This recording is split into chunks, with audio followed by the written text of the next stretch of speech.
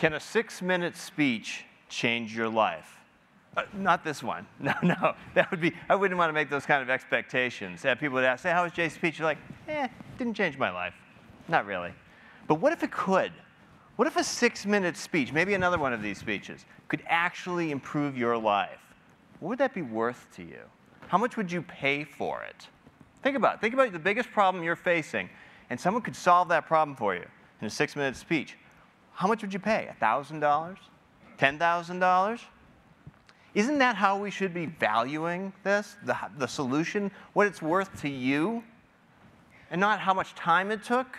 I don't keep timesheets, Matt. I haven't for 5 years. If I did, I could probably bill at about $600 an hour. This speech is a 0.1. 60 bucks? 60 bucks to change your life? That seems like kind of a bargain, right? You'd pay 60 bucks to change your life. I'm not going to make that promise. We're going to talk about practicing law in 2019. Now, to give you some perspective, 2019 is when Blade Runner takes place. I got news for you folks. There are not going to be any flying cars 8 years from now, which is probably just as well, because, you know, people texting while flying, that would not go very well at all. But 2019 is also the centennial of the billable hour. Did you know that? 100 years, when it was founded in Boston at Hale and Dorr, came up with the billable hour. Not exactly an innovative business model. Not really. In fact, I say it's a dying business model. I predict that by 2019, this business model will be dead and buried. And the reason for that is because we're selling the wrong thing. Our business model is not designed to sell to clients what they want. Not at all. Fortunately, we're not alone in this. There are other businesses that have this problem. Newspapers. Newspapers are still selling newspapers. Every day, paper and ink. Customers don't want paper and ink. They want information, and they want it fast. Everyone agrees the newspaper industry is dying. Take a look at record companies. The music industry. Record companies are selling, well, first they were selling records, and then tapes, and CDs. Their customers don't want plastic. They want music. That's what they want. Apple figured this out and completely destroyed the record industry.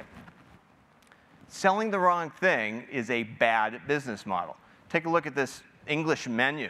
Talk about selling the wrong thing. Child burgers? I don't know. English food's supposed to be pretty bad, but that's not a good business model.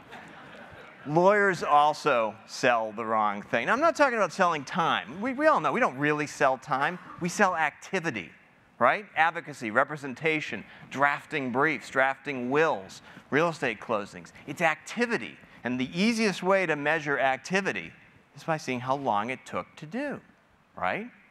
So the activity is the quantum that we measure. It's the discrete part that we pay the most attention to. We're selling the wrong thing, and so we're measuring the wrong thing. We're measuring activity. We need to make a quantum leap. So now, Albert Einstein, he was one of the pioneers of quantum mechanics, right? Do we value his contribution to society by the time he spent? By the number of papers he wrote? Of course not. We value it by his knowledge. Good news, guys. Lawyers sell knowledge too. In fact, just like Einstein, we sell 3 types of knowledge.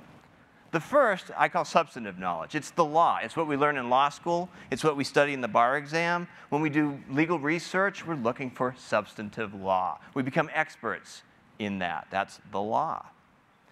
The second type of knowledge that we sell is procedural. Procedural knowledge. The rules, how to do it. What form to file? What does it look like? Where do you file it? What court should you go to? These things we learn more in our practice, and we usually learn them early on in our practice. And then we know, oh yeah, I know how to do that. That's no problem. Procedural knowledge.